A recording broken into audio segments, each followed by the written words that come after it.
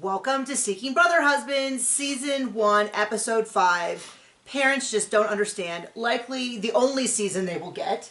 And from what I understand, next week is the last episode. So thank you to those who have joined us to watch. There are very few of you. And you're my favorite. Don't tell others, but if they want to know that you're my favorite, they can watch the video too. Please join us tomorrow. We're also doing 90 Day Fiancé Love in Paradise, and it looks like it's a huge hot mess. We're kind of rushing today because we have to rush to the vet. Our dog will not stop scratching. We've given him Benadryl, we've given him medication, we've done all the baths. He's wearing a t-shirt. He'll do great for hours and hours, and then you'll like get up to go, like you have to sit with him, he'll do great. And then you'll get up to go to the bathroom, you'll come back and he'll be like, I scratched a scab, and he'll have like blood, you know. And of course he's like scratching it, so he's like, it's not even that big of a cut, but then he'll like spread it everywhere, and it looks like a horrible scene. It looks like a junkyard dog. Yeah, poor guy. So we finally got, with the vet wanted us to try a bunch of stuff over the weekend. And he's like not in bad shape, but he's starting to lose hair from scratching. Worked. Nothing's working, so we're going to the vet in an hour and 5 minutes. So on this episode, everybody gets their way and they all compromise and feel appreciated and loved. No. Isn't that what happened? I'm so frustrated. So this show is not great to begin with, but I have not... Every single female on the show is so unbelievably selfish, and they seem to care so little about their partner and reality. Like, I would say 3 of the couples, they did something that just infuriated me. Oh, just 3 of them? And then one of them, it just seems delusional. Everybody on this show seems delusional. But like, okay, so for comparison, if you watch Seeking Sister Wife... There's at least, there was one. The Winders. I'm going to use the Winders as a counter example, because if you watched it, you know they were boring. They were removed from the show because they were too boring. I wish they had kept him there so you had a comparison, but he's a pharmacist who had a ranch, 2 wives, and they each have children. And the wives really wanted to bring on a 3rd, and he was like, you know, I want to make sure that I have enough time for both of my wives and my kids. And like between the jobs and all of that, I'm just worried that I don't have enough time to spend with each of you. It seemed like he liked both of his wives. I don't know. Now, I'm not saying that I'm going to hold them up as a paragon of virtue. I'm just going to say the difference between that and like... And this feels... Garbage feels so... show. Yeah, sorry. Not so who do you want to start with? Let's start with the most annoying. Who is? Where's our cheat sheet? Kim, Dustin, and not Vincent.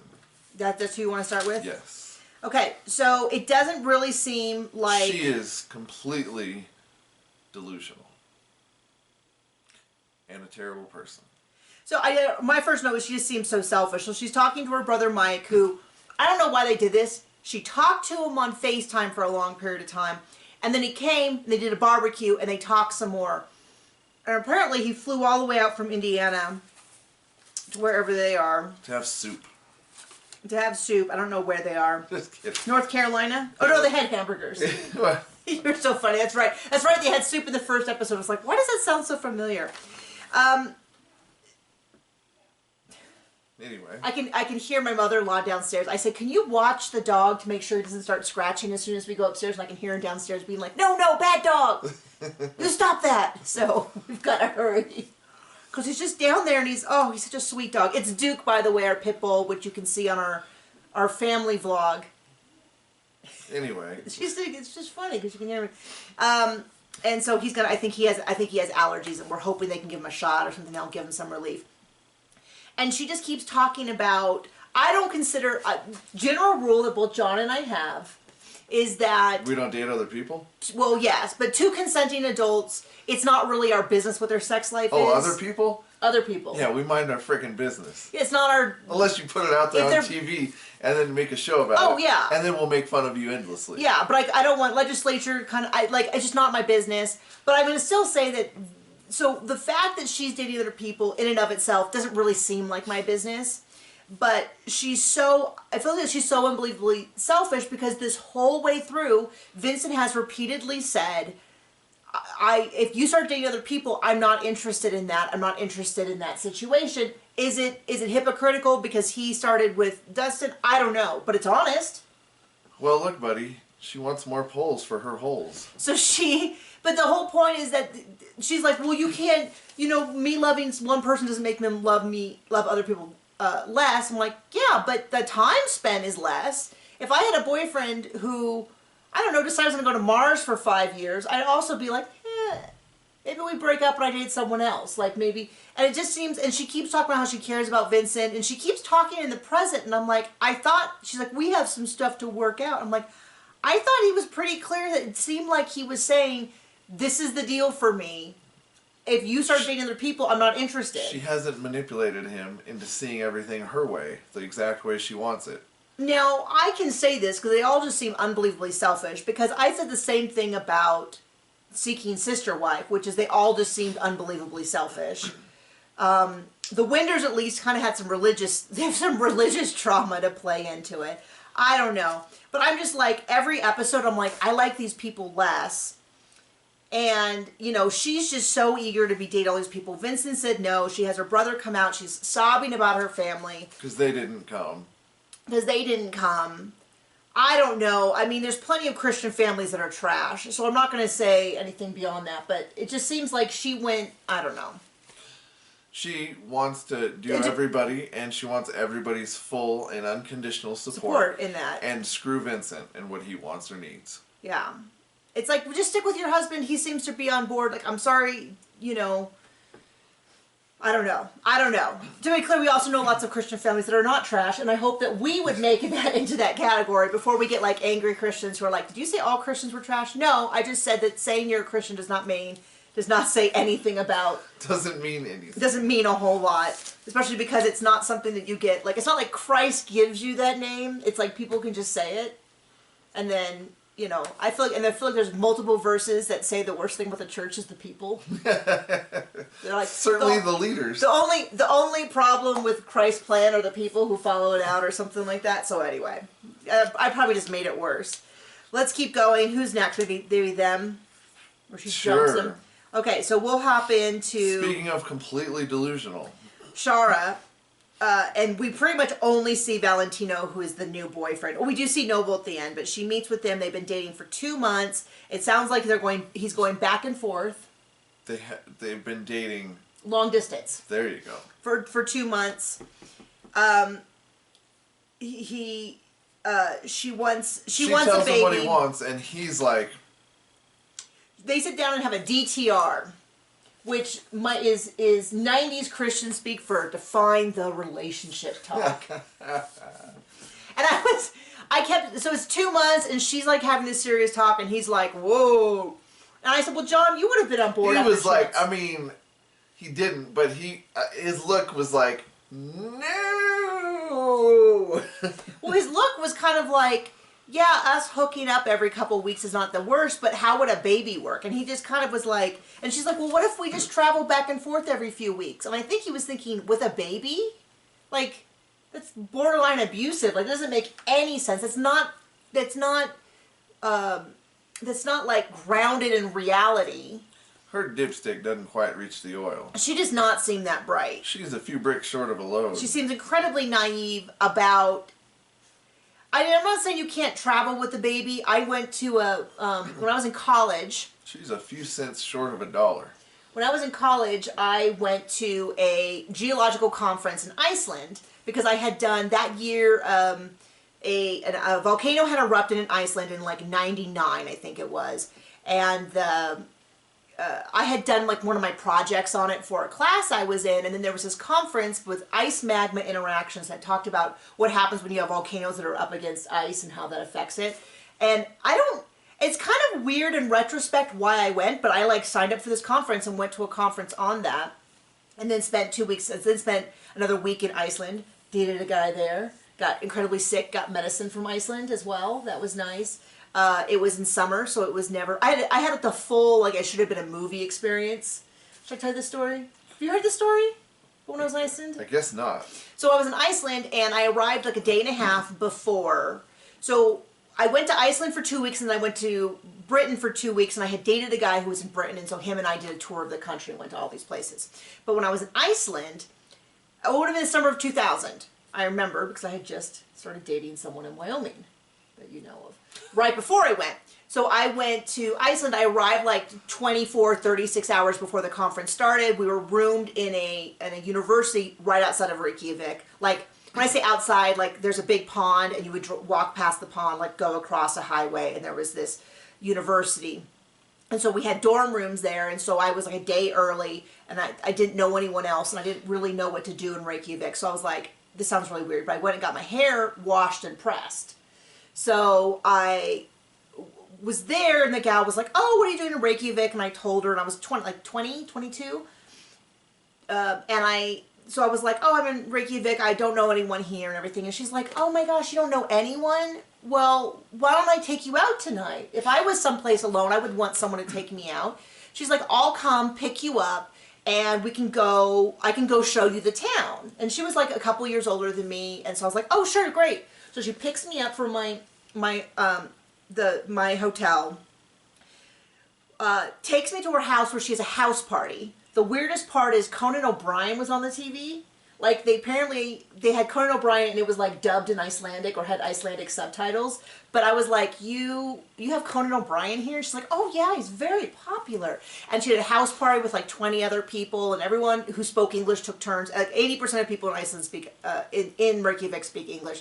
So everyone took turns talking to me and was like super fun. And we had this nice house party. And then she took me to a concert for this band, and she like knew someone, so we went backstage. So we were backstage at a concert, and then we went to like 3 different bars, because in Reykjavik at the time, I don't know what it is like now, they used to have a problem where if all the bars closed at the same time, there'd be these long taxi queues and there'd be huge fights. So now each bar has a designated time that it would close. So what would happen is when a bar closed, like half the people would go home and half the people would go to a new bar.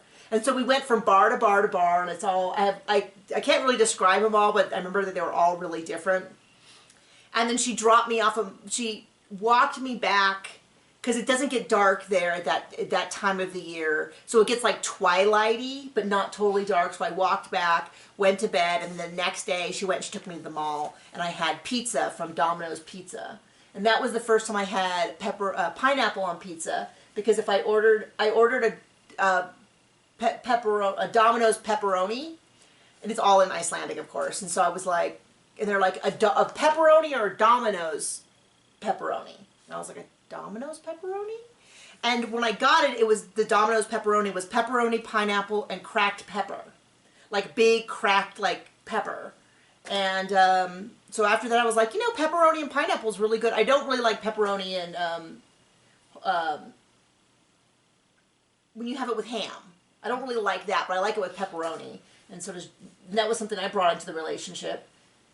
Was pepperoni and pineapple. Did you have that before us? I don't know. When we go out, our pizza that we get together is pepperoni, pineapple, onion, and jalapenos. Also cheese and sauce. Well, yeah. We're not freaks. I mean, you say that you say that like when people say I have a pepperoni pizza, they mean no cheese on it or something. I've seen that. Okay. There's a little, I don't remember that. In fact, I had a friend who ate pizza and ordered whatever anybody wanted, and for his pieces, he'd take all the cheese and toppings off. And then he'd just have slightly doughy. He also grew up on a dairy farm, so that might have been. He was a little over cheese. I don't remember why we started this. Over cheese. Oh, the reason I brought that up was at the conference there was a woman who was presenting who had like a 3-week-old baby. She was presenting at the conference, and she... Well, at least it seems like somebody had their work-life balance appropriated. Well, the baby was just in a carrier the whole time. She carried it the whole time, and I don't remember... I assume she spent a lot of time in her room with the baby. Otherwise, the baby just slept like that and was fine. I remember her presenting up on the stage in the auditorium with the baby, like, strapped to her, and it was fine. So, I guess there... So was she also 43 and delusional? I don't remember. She might have been 43. In my memory, she was older, but I was 22. So she was probably like 28. So I do not want to be held accountable to anything I believed about age back at that age. But they were mostly like tenured professors in their field. So she was probably in her 30s, maybe. She could have been in her 40s, but I don't know. But yeah, Iceland was the bomb. I have one of our favorite paintings is from Iceland. I got it on that trip. And we went and saw like the mines, and I met an Icelandic guy there and helped him pick out a kitten. And then I went to England for 2 weeks, and we went on grand adventures. The boyfriend and I had, like, when he left, because he was at the school I was at when he left, we kind of like, were like, hey, it was fun, you know. And I did go and meet him that summer, but because I was already in Iceland, I was like, why don't I just hop over? So we kind of fought the whole trip because we weren't really together, but we weren't really apart. Sounds fun. Yeah, that wasn't that great, but we had a great time. Should have brought another boyfriend along. We went to a rave underneath a thing. We went to like a Christian thing, and we went to Edinburgh. We actually went to the Fringe Festival when we didn't know it was the Fringe Festival. Now it's a much bigger deal than it was back then. The Fringe is of what? So the Fringe Festival is like a performance festival in Edinburgh, and we saw the worst comedian that at the time I had ever seen. And I just remember her opening joke, Tucker Carlson? No, which I can't remember, which I can't repeat. You're gonna make people mad with that. Well, he's a joker. He is a joke. She made a joke about people say I'm a real C word, and she goes, "They say you are what you eat," and it was like I just remember it was so something about her mannerisms when she said it was so off-putting. Like she made like a little baby voice, and it was like really Bob's Burger oil spill. It's very much like Bob's Burger oil spill. Sorry, we're supposed to be going quickly, and we did a little diversion there. But those who come for our stories. Welcome. So Kenya or? Well, I mean, yeah, we'll save the Kenya. This one next. Kenya. Next. Yeah. Okay. Right this second. So she doesn't care about Tiger because he's getting moved out because there's no passion because he wants to get married and she just wants new pull for the whole. The opening scene. She wants some paint on her. No, John. Stop. The opening scene is Kenya and Carl. It's 8 with a T. Buying. I'm not gonna try to figure out what you meant. Are buying stuff for Tiger's room, and it has big parents moving their kids out of their bedroom energy. Like, why isn't Tiger there? Why isn't Tiger there buying his own stuff? It is against his will. He does not want to be moved out of and the she's parents' like, bedroom. We're picking out stuff for him. And Carl's and of course the sales lady comes over, and they're like, well, whose room is it for? And she's like, well, actually, it's for my other husband. And then it's like, we do the obligatory, I had no idea women had 2 husbands. Of course, the woman who was like, when she was like, that just sounds like a lot of work. Then she's like, she had a cat or a dog. One of those. She's like, I'd rather do that than have a man or two men or whatever. And then it's like, she's like, well, Tiger's not sexual enough. He just gets up and says good morning. And I'm like, can you make this any more about your sex life and your needs? Like, don't tell me about how this is deep, meaningful relationship when you care so little for this dude that all you can say is he's not meeting your sexual needs, so you're going to move him out of your bedroom and get someone else, and then try to tell us that you have a commitment to him. Like, just say, like, just shoot. Oh, we didn't even finish that with that. Oh, shoot. Okay, well, I mean. Okay, hold on. We didn't finish it with I was going to say, just like when Shara went to Noble and said, I think this isn't working, and she basically dumps him. Not basically. She dumps him. Yeah. She dumps him, but at least and he takes it well. No, not to take it well. Especially, but it also is confusing because they're not living together. So she dumps him for this new guy because she wants to have a baby. Now, I kind of feel like she could just say, do you want to have a baby with me and help raise a baby? And I think he would have been like, you know what? The separation is amicable and mutual. But that's not what she did. Well, first of all, she took him to she tried to lower the expectations by taking him to a comic book store first. And was a little bit like, let me take you to your favorite place so I can lower the boom. And she's like, I don't want him. I have to say, though, of the people in this episode, at least I'll give her that she's cutting someone loose as when she doesn't want him anymore, instead of just being like, I'm going to bring on more and more and more people. Instead of adding him to the collection. And then being like, why are you unhappy that I've stopped giving you any attention and time? Yeah, that's fair. Now, she plays it as, like, you're not meeting my needs, which is possible because he's not giving her a baby. But but yeah, my note is like crazy land. This whole thing is crazy. So, okay. So I forgot about that. I'm sorry. We'll try to pay better attention. Not for this show, though. This show is on the way out. I don't think they'll have a second season. Back on the way out like Tiger. To Kenya. Back to Kenya. So she's like just complaining to Carl about Tiger. He's not giving her enough sex. I'm like, she kind of just treats these guys like sex toys. Like whatever. She's not getting... Now, I am all for... I support the whole, like... That's part of intimacy, is part of a relationship, and maybe the solution is they go to therapy. Not that she like brings in someone else into the rotation to take care of her needs while she shoves Tiger off to her thing. And even Carl is a little bit like, I'm not trying to take sides, but you're kind of ditching him and bringing in David, and I can kind of see why he wants some commitment. Now this seems a little bit like in for a penny, in for a pound, when you should be cutting your losses. Like, if this is not working, maybe it's time to just stop working. It's better if she just makes everybody miserable.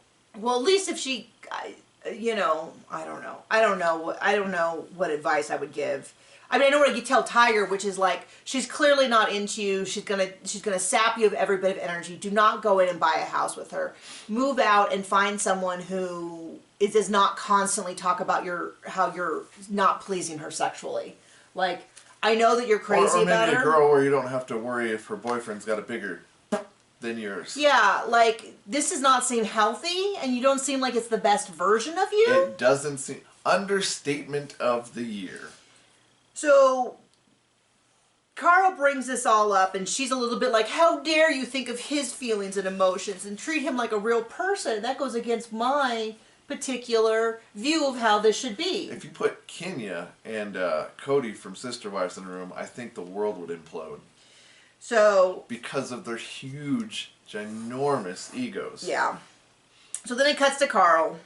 No, sorry. Then it cuts to Tiger having a conversation with Kenya. And he's like, so are you basically... Is Tiger going to be new husband 3? Are you moving him into your bedroom that you said you needed? And she's a little bit like, well...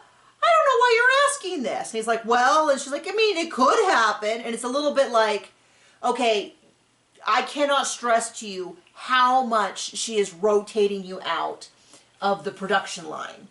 Like, you are going to be hanging out. It definitely feels like just... Cut your losses and move on. And I was like all prepared. I actually was on my phone looking at other stuff when all of a sudden she proposes to him. And is like, and I'm like, oh. Because it doesn't change anything. It's like compound interest with stupid decisions. It's like when your boyfriend cheats on you in high school and then you're going to break up and instead he gives you a promise ring. That never happened to me. No one has ever promised themselves to me except John. And he is still here. No, but no one ever gave me a promise ring. Although I did have an ex-boyfriend. I actually had 2 ex-boyfriends who, when I was dating John and things were really serious, called me, told me they loved me, which they had never told me before that, and said they always pictured marrying me. And I was like, one of them was like a hard, like, no, this is not the case. The other one had been like on again, off again. I always thought was endgame. But then he, like, moved in with someone, and I was like, okay, not endgame. You know, and then we were really serious, and he, like, called me. He's like, but you know I always loved you. You're the only person I ever pictured marrying. And I was like, well, it's too little too late. Like, buddy, I got a guy who has... Sorry, chumps. Like, no... Now, do I believe both these guys were serious? I do not. I do not think that they were genuinely looking... Anyway. No. But people like this story. Uh-huh. Yeah. Oh, now all of a sudden people don't like my stories. No, they do. They love them. So anyway, but I was like, I'm sorry, I'm not going to risk it with a guy who has been with me. He has stated his intent, his interest in me, and is investing the time and energy with me. Like, we weren't like engaged or anything yet. It was still...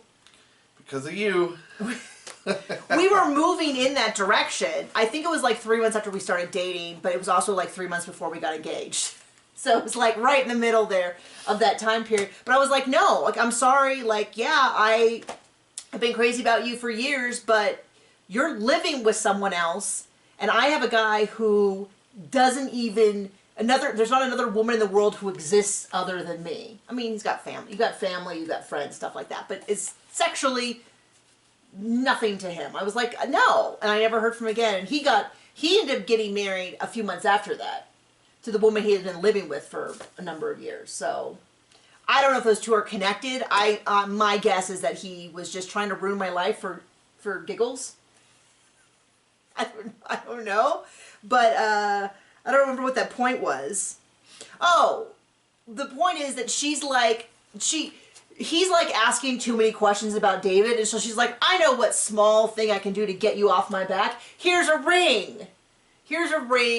And now you married. Now you'll move out of my bedroom. I'll get somebody new. Like, this will be perfect. I give you a ring, you get out of my bedroom. Like, I'll keep you as a collectible. See how well that works?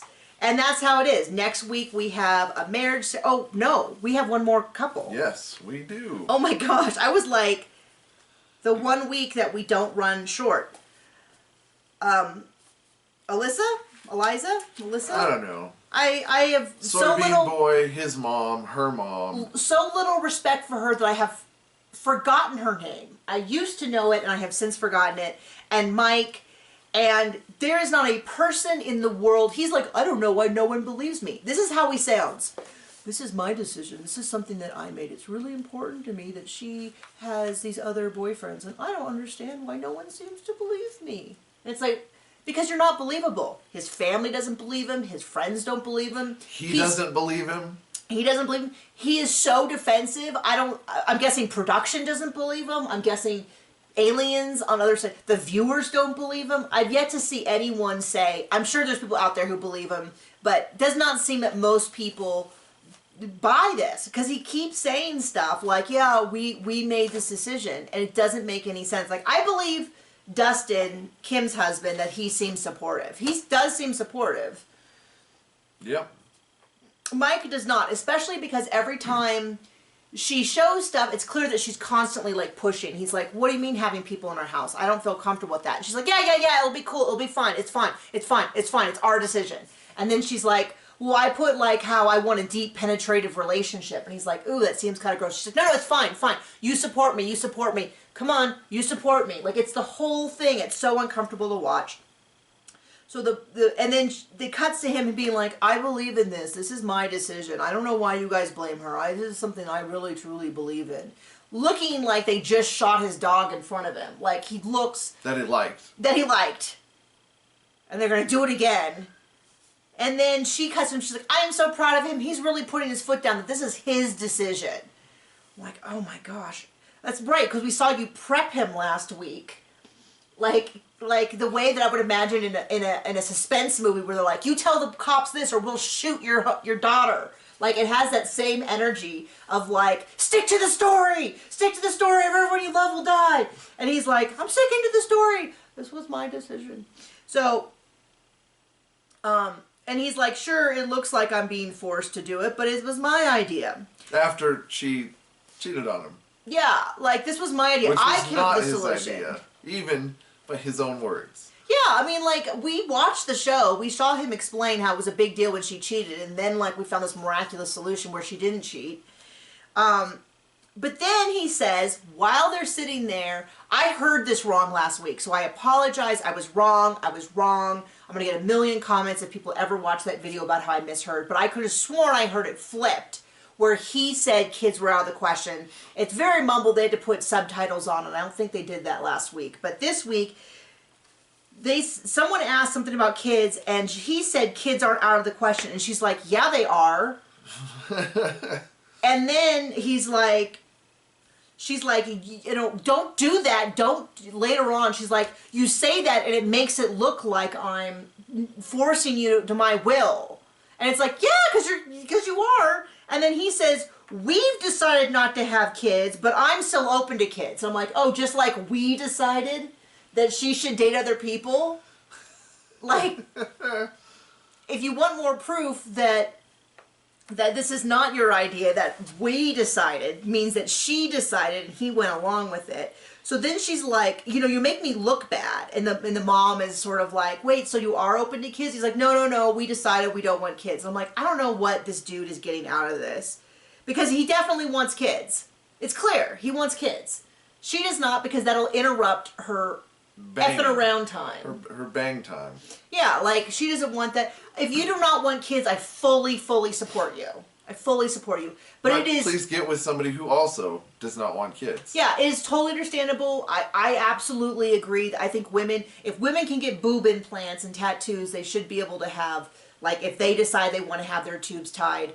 You know, I do think it's dishonest if you don't tell your partner that case. I think that is a fair thing to do. But if you meet someone and they want kids and you don't, it's a reasonable thing to then decide that maybe that you're not the long-term partnership, and that women should be able to have control over that decision. Same way if a guy has a vasectomy and says now he shouldn't have a vasectomy and not tell the woman. That's terrible. But if she doesn't want kids, I fully support that. But it does not sound like it was once again their decision. Now maybe that was something they discussed ahead of time.